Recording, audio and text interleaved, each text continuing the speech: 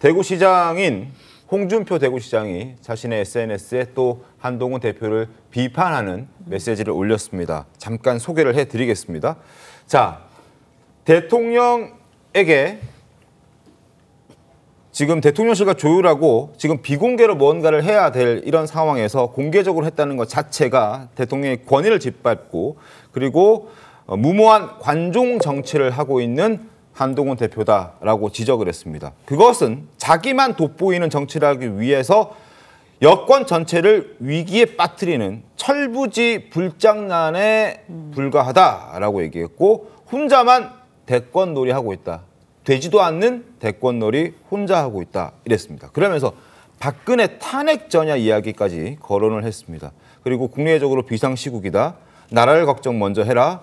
그리고 정상적인 나라를 만드는데 힘을 써야 하지 배신자 프레임에 갇혀서는 안 된다. 배신자 프레임에 갇히면 절대 영원히 못 태어나온다라는 아주 위협적인 경고까지 날렸습니다. 근데 이게 자기 정치이려면요 여론이 그걸 따라오지를 않아야 돼요. 지난주 갤럽 여론조사 우리 다 봤잖아요. 네. 40대 지지율이 너무 충격적이었잖아요. 40대에 91%가 부정입니다. 6%, 단 6%만이 긍정이에요. 40대면 우리나라 어쨌든 경제의 중추에 해당하는 사람들입니다. 그 사람들이 6%만 긍정이고 91%가 부정이에요. 이걸 자기 정치라고 얘기하는 건 저는 이중잣대라고 보는 게, 자 보세요. 과거에 김대중 대통령 시절에 권노갑 고문이 너무 권력을 좀 이렇게 좌지우지하니까 그 소장파 정치인들이 청와대에 들어가 가지고서 후선 2선 후퇴시켜야 된다고 얘기를 합니다. 네. 그걸 자기 정치라고 합니까? 그때 우리가 뭐라고 불렀죠? 그걸 정풍운동이라고 불렀어요. 정풍운동이라고. 권력이 가장 막강한 쪽에다 이야기를 하고 있는 겁니다. 권력이 가장 막강한 쪽에는 이야기를 할 때 자기의 정치 생명을 걸어야지만 할 수 있는, 그런 용기를 낼 수 있는 사람이 많지가 않아요. 그런 부분을 저는 인정해 주는 게 맞다. 그리고 뭐 비공개로 하지 왜 공개적으로 하냐? 힘 있는 사람한테 공개적으로 하기 전까지는 비공개를 해보고 정말 결단을 해서 공개적으로 하지 그냥 처음부터 공개적으로 할까요?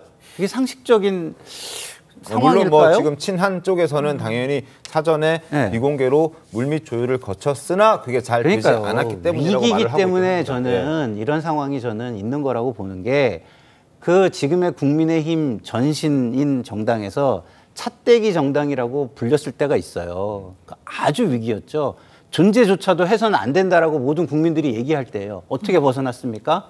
그때 내부의 비판들을 막 쏟아내는 걸 보수 언론들이 받아주면서 그거를 다 했어요. 그랬더니 국민들이 그 반감이 풀려가지고 다시 정당으로 존속할 수가 있었던 겁니다. 지금이 저는 거의 찻대기 정당까지는 아니지만 그 수준으로 가고 있는 상황이라고 보기 때문에 지금 이거를 갖다가 자기 정치다 이렇게 얘기하는 사람들은 저는 굉장히 오히려 위험한 분들이다 이런 생각이 듭니다.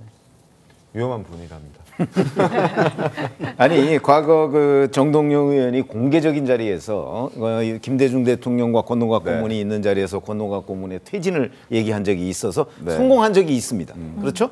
자, 그런데 그 일이 있기 전에 그러면 정동영 그 의원이 수많은 여러 가지의 그 어떤 대통령에 대한 뭐 해결 노력, 권노갑 고문의 위세에 대한 해결 노력, 뭐 이런 거를 저는 한 적이 있는 걸로 알고 있어요. 네.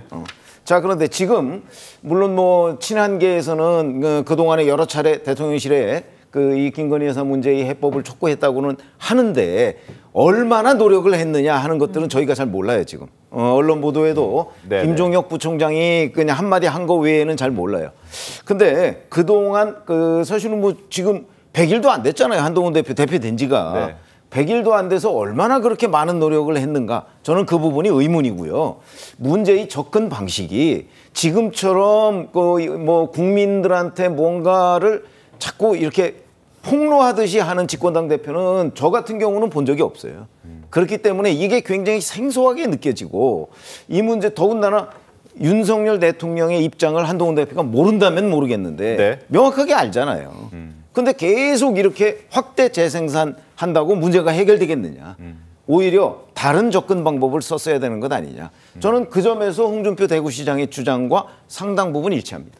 근데 저도 그 부분에 대해서는 취재를 했거든요. 사실관계가 굉장히 중요한 부분이니까 네. 언론 플레이라고 공격하는 분들이 많은데 이거에 대한 것이 어떤 게 팩트입니까라는 거에 대해서 물밑으로 가능한 채널을 모두 동원해서 할 수 있는 걸 다 했다. 근데 그것이 제대로 많이 드러나지 않은 건 오히려 그 부분에 대해서 언론 플레이를 안 했기 때문이다라고 팩트 체크를 했거든요. 가능한 채널 어디까지 접촉하신 걸로 저는 알고 있습니까? 정부와 관련된 모든 채널로 소통을 할 수 있는 메시지도 보냈고 그때 독대에 대해서도 1차에서는 직접 뭐 언론에 흘린 게 아니다 이 얘기 나왔을 네. 때도 만나자고 한 거부터도 사실 언론을 통해서 알게 됐잖아요. 네. 공개적으로 했던 것도 아니었고 만나서 하고 싶은 얘기가 뭐였겠습니까? 지금 이 얘기였잖아요. 그러니까 미리 하고 싶었고 그거를 물밑에서 은밀한 곳에서 긴밀하게 하고 싶었던 것에 대해서 이제 보면 다 궤를 같이 하잖아요. 근데 정치는 어차피 국민을 보면서 하는 것인데 국민들이 원하는 거에 대해서 답을 못 주는 정치는 사실 일을 안 하는 거잖아요.